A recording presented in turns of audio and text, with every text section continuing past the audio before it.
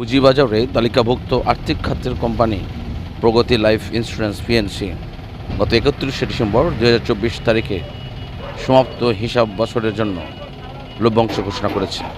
কোম্পানিটি আলোচিত বছরের জন্য শেয়ার হোল্ডারদের ১৫% নগদ লভ্যাংশ দেবে। রবিবার ২৭ জুলাই অনুষ্ঠিত কোম্পানিটির পরিচালনা পর্ষদের বৈঠকে সর্বশেষ হিসাব বছরের নিরীক্ষিত আর্থিক প্রতিবেদন পর্যালোচনা ও অনুমোদনের পর লভ্যাংশের এই সিদ্ধান্ত নেওয়া হয়। সুতরাং আমরা কি জানলাম যে প্রগতি ইন্স্যুরেন্স লিমিটেড ১৫% ক্যাশ ডিভিডেন্ড দিবে এবং সবচেয়ে এখানে বিষয় একটা গুরুত্বপূর্ণ দেখতে হবে যে এটা আগামী ১৪ সেপ্টেম্বর রোববার বেলা ১২টায় ডিজিটাল প্ল্যাটফর্মের মাধ্যমে কোম্পানিটির বার্ষিক সাধারণ সভা অনুষ্ঠিত হবে এবং রেকর্ড ডেট হিসাবে ১৯শে আগস্ট অর্থাৎ ২০২৫ সালের ১৯শে আগস্ট হিসাবে রেকর্ড হিসাবে ধরা হবে। সুতরাং এইটা এক ধরনের company policy rules and regulation. So আপনারা এখানে অবশ্যই সতর্ক থাকবেন, অবশ্যই চোখ কান খোলা রেখে আপনার এন্ট্রি টাইমটা আপনাকে সঠিক সিদ্ধান্ত নিতে হবে এবং অবশ্যই আপনাকে মাথায় রাখতে হবে যে আপনার কাঙ্ক্ষিত প্রফিট হওয়ার পর এখান থেকে বের হতে হবে। সকলের জন্য শুভকামনা রইল।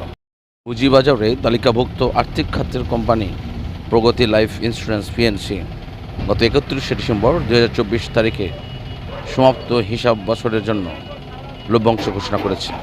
কোম্পানিটি আলোচিত বছরের জন্য শেয়ার হোল্ডারদের ১৫% নগদ লভ্যাংশ দেবে। রবিবার ২৭ জুলাই অনুষ্ঠিত কোম্পানিটির পরিচালনা পর্ষদের বৈঠকে সর্বশেষ হিসাব বছরের নিরীক্ষিত আর্থিক প্রতিবেদন পর্যালোচনা ও অনুমোদনের পর লভ্যাংশের এই সিদ্ধান্ত নেওয়া হয়।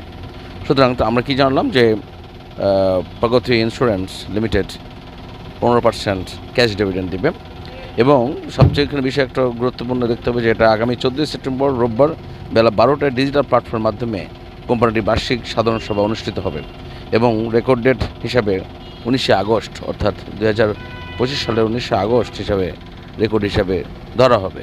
সুতরাং এইটা এক ধরনের company policy rules and regulation. So আপনারা এখানে অবশ্যই সতর্ক থাকবেন, অবশ্যই চোখ কান খোলা রেখে আপনার এন্ট্রি টাইমটা আপনাকে সঠিক সিদ্ধান্ত নিতে হবে এবং অবশ্যই আপনাকে মাথায় রাখতে হবে যে আপনার কাঙ্ক্ষিত প্রফিট হওয়ার পর এখান থেকে বের হতে হবে।